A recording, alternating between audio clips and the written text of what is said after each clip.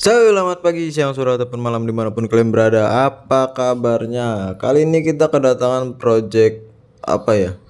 Repaint ya. Jadi ini bekas korban malpraktek. Sebenarnya bukan malpraktek sih, ini kegabutan orangnya aja yang terlalu niat yang ngurusin motor. Ya jadi di sini dia pernah ngecat ulang knalpotnya. Jadi dia orangnya memang apik sama motor. Dia ngerawat motornya kan. Cuman ketidaktahuannya dia yang bikin motor ini jadi jelek, terutama knalpotnya. Jadi pada bagian knalpotnya itu pada meruntuh setelah dia melakukan pengecatan sendiri. Dan kalau udah kayak gini ya mau nggak mau semuanya harus dikalengin dulu sebelum kita lakukan pengecatan ulang. Oke, untuk cara-caranya di sini sebenarnya ada beberapa cara. Pertama pakai gerinda mata kawat, kedua pakai thinner, yang ketiga pakai perontok cat atau pen remover. Untuk kemasan yang satu knalpot itu biasanya habis di kemasan yang kecil yang 250 ml itu sekitar 35 ribuan harganya. Terus kita juga bisa pakai amplas. Cuman dari keempat cara ini yang paling efektif itu menurut saya pakai gerinda. Soalnya itu budgetnya lebih murah. Terus ya kalau yang paling murah tuh amplas, cuman kalau yang lebih efektif terus lebih cepat itu gerinda. Kalau ini tuh pakai pen remover tuh jatuhnya lebih mahal, apalagi thinner, karena kalau thinner tuh butuh kurang lebih 2 literan buat ngerontokin semuanya gitu. Oke, jadi di sini saya mau ngasih tahu dulu kenapa sih knalpot ini bisa jadi bruntus kayak di video tadi di depan ya. Jadi si ownernya ini mengecat ulang knalpot ini dengan menggunakan epoksi. Itu kesalahan fatal yang mungkin dia pikir itu epoksi bakal buat catnya lebih tahan, dan ternyata epoksi itu kalau kalian bakar itu bakal jadi bruntus-bruntus, termasuk cat apapun ya. Kalau kalian kena yang panas, contohnya knalpot gitu-gitu atau blok mesin, itu dia bisa jadi bintik-bintik dan bruntus kayak tadi.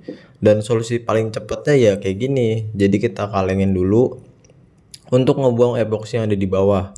Terus kalau knalpot standar yang bener-bener belum pernah kalian cat atau bener-bener dari dealer, warna dealer, itu kalian nggak perlu untuk ngerontokin kayak gini ya. Yang tadinya dia pikir mau ngurangin budget ya dengan ngecat sendiri, dan akhirnya malah jadi rezeki buat kita. Thank you Om, teruskan. Oke, langkah selanjutnya setelah selesai kita kalengin dengan mata itu ya, mata apa namanya, mata sikat itu, mata kawat itu, kita di sini melakukan proses sanding atau pengamplasan. Untuk sanding di sini itu kita nggak perlu sanding yang terlalu grit dengan grit amplas terlalu bawah ya. Di sini kita pakai grit yang 800 atau 600 ya, itu udah cukup. Karena untuk mata kawatnya itu sebenarnya itu lembut, jadi kalau kena besi itu nggak ninggalin bekas-bekas goresan itu, nggak ninggalin. Dan setelah selesai pengamplasan, kita lakukan pencucian dengan sabun ya, air sabun, terus kita keringkan. Setelah itu baru kita bisa hajar eksekusinya. Udah, ini dia juara, enggak juara sih, salah satu rekomendasi untuk cat knalpot, yaitu di produknya RJ atau Diton. Itu dua produk yang udah saya coba untuk knalpot dan hasilnya memuaskan. Sebenarnya kalau buat cat knalpot itu lebih baik menggunakan cat aerosol kemasan kayak gini ya, kaleng aerosol. Kenapa? Karena lebih praktis, terus nyimpannya lebih enak gitu ketimbang cat-cat konvensional kayak ini. Ngapa bedak di sini? Cat-cat kayak gini ini bisa buat knalpot, blok mesin, terus apa nih, genset, tempat kunci, karena dia tahan suhu gitu. Terus ini kita kalau buat knalpot itu lebih baik menggunakan kemasan yang pas aja, 150 cc itu cocok banget buat satu knalpot gitu. Untuk petunjuk penggunaan, buset kayak minum obat. Di sini permukaan harus bersih, kering, dan bebas dari debu, karat, minyak, apa nih, kotoran, korupsi, dan lain-lain. Sebelum penyemprotan kocok kaleng selama 60 detik ya, ini biar kalengnya nggak mampet ya. Pegang kaleng dengan jarak ini, cara penyemprotan 20-30 cm. Sebenarnya ini relatif, untuk penyemprotannya relatif. Jadi ya mainin jaraknya aja, jangan terlalu dekat, jangan juga terlalu jauh.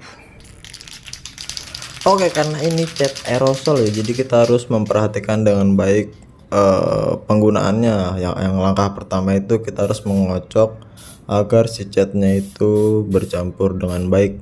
Terus untuk pengaplikasiannya itu diusahakan di bagian yang agak rumit, contohnya di ujung knalpot, terus di sela-selanya dulu. Setelah itu baru kita bisa aplikasi di yang lainnya yang lebih mudah. Itu bertujuan biar pengecatannya itu enggak dilewer ya, karena cat hitam itu kalau di aerosol itu semprotannya kayak kalau di spray gun tuh setelan yang nitik gitu loh, jadi setelan tutup, bukan yang ngipas besar gitu, jadi dia nitik gitu, jadi kalian harus main cepet di sini. Nah itu usahakan jaraknya juga diperhatikan biar catnya nggak bertumpuk. Terus untuk berapa lapisnya, kalau di sini saya makainya itu 2 lapis, tapi yang lapis kedua itu yang tipis, jadi buat koreksi aja. Di lapis pertama itu saya ajar tebal karena emang karakternya itu setelah saat kita nyemprot itu memang keluarnya catnya banyak, jadi yang tahap keduanya itu cuman buat koreksi yang kelewat-kelewat aja kayak gitu.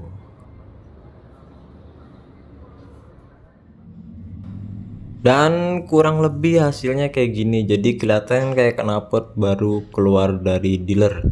Memang hasilnya sangat memuaskan. Terus buat yang nanya ini kuatnya berapa lama, saya udah pernah nyoba buat knalpot saya yang Mio ya, itu knalpot standar saya pernah cat ulang pakai RJ London ini. Itu kurang lebih sampai 1 tahun itu di leherannya baru agak nguning sedikit. Jadi kalau buat dibilang kuat ya kuat, terus dibilang murah ya murah. Jadi ini tuh sebenarnya lebih efektif ketimbang kalian pakai yang penghitam itu ya. Ini menurut saya tuh jauh lebih efektif. Dan ya kurang lebih kayak gitu dulu untuk video kita kali ini. Kita hanya berbagi, bukan menggurui. Thank you udah nonton video ini, sampai ketemu di video selanjutnya. Silahkan tinggalkan kritik, saran, dan komentar yang membangun agar kita ke depannya lebih baik lagi. Thank you udah nonton video ini, dan sampai ketemu di video-video selanjutnya. Bye bye.